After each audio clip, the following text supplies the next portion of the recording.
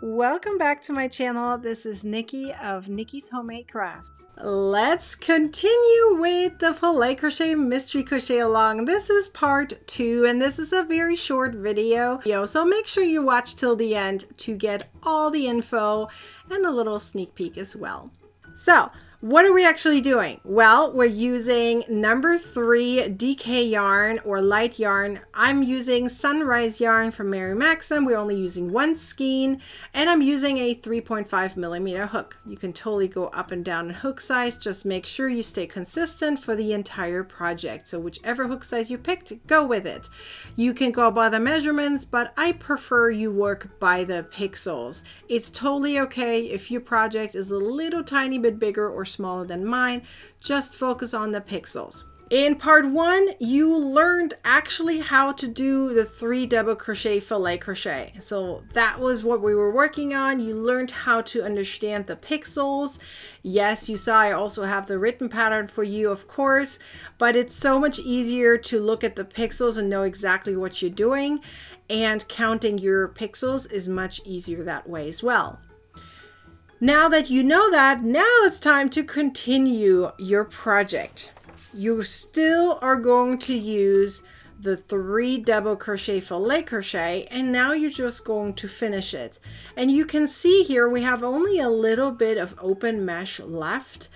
We have this little edge and this little edge, and then whatever that is, right? Once you finish that, you can probably tell a little bit more what we're making. We also have this entire row right here that is open mesh, and the very last row is closed mesh. In case you're not aware, every chain is counted as a stitch. I don't think I mentioned that properly last time, but I do want to point it out in this video.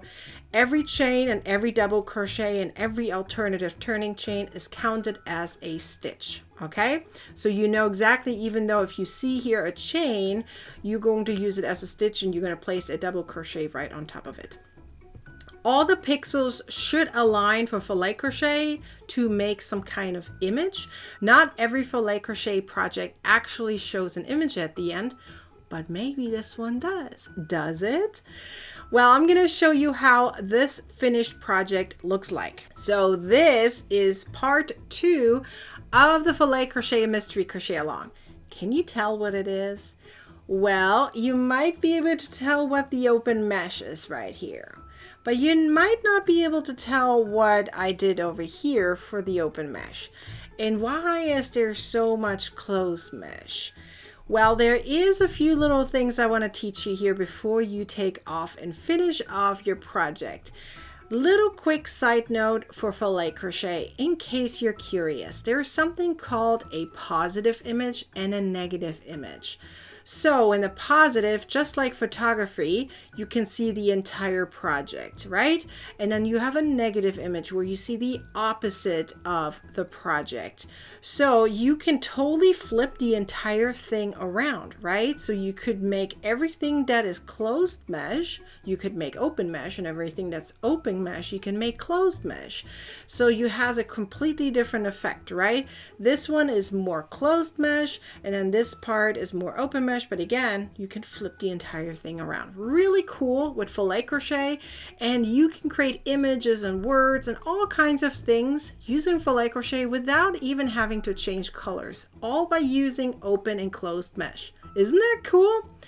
But now that you've finished, hopefully finished soon, your project, your part 2. So finish the entire thing, take a picture and post it into the group called Crocheting with Nikki with the corresponding hashtag so I can find you and celebrate you.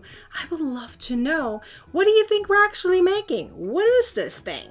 Are we going to do something else? There is something still missing. So what are we doing here? What is this going to be? Tell me your ideas, give me your guesses. I would love to know. And then I'm really excited for part 3, where we're going to finish up the entire project. So make sure you come back to the next video.